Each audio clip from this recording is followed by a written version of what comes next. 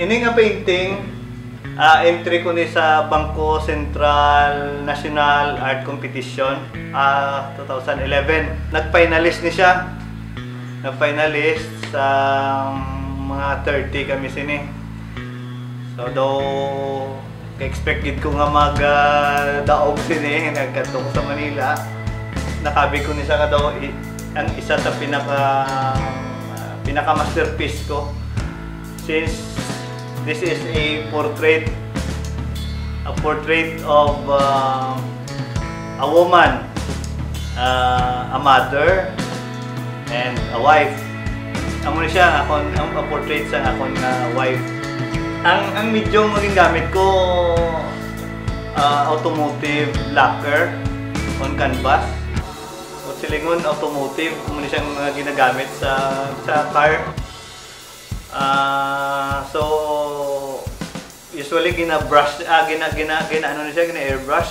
Ti ako niya gin-brush ko lang sa manual ko lang nga brush.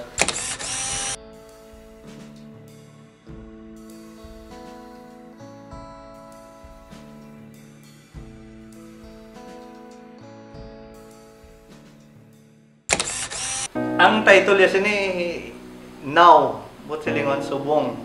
Kita mo din caption sa dalom. The present is the ever-moving shadow that divides yesterday from tomorrow. Meaning, the present is the ever-moving shadow nga naga-divide sang past kag future. Amo na yung shadow nga ginanamit ko diyo. Pipicturean ko siya, ang wife ko. Amo na siyang shadow nga nag-cast sa iyang face. Meaning, before this mark is the present. And this is the past and the future. So that is constantly moving. So, ang title ko, Now. Amo nang kuha niya. My choice of subject is my wife because gusto ko matagaan siya sang honor sang iya nga mga sacrifices being an artist's wife. Tadamo-damo ang picture, almost mga 50 ka picture at the same nga close up. Ang muna yung ginkuha ko nga ginpick ko just because nga ang expression sang iya mata daw nasilawan sa siguro sang wala ni sang mga lighting na siling may mga lights mo this wala niya nang picture lang niya sa adlaw lang niya mga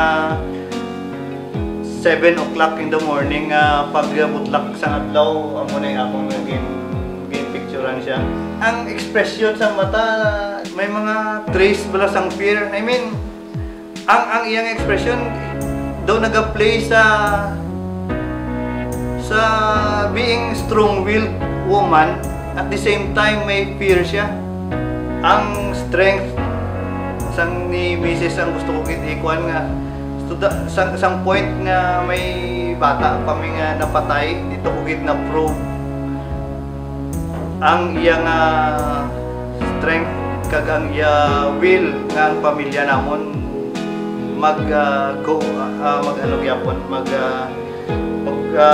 hugpong kag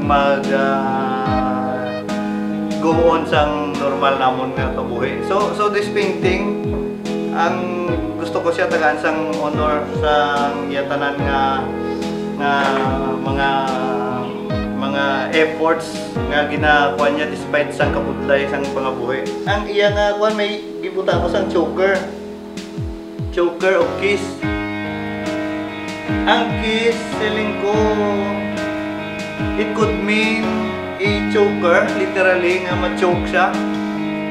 Kung ma-choke ka daw medyo nabudayan ka. Na-choke sa sang responsibility or it could mean more doors to open.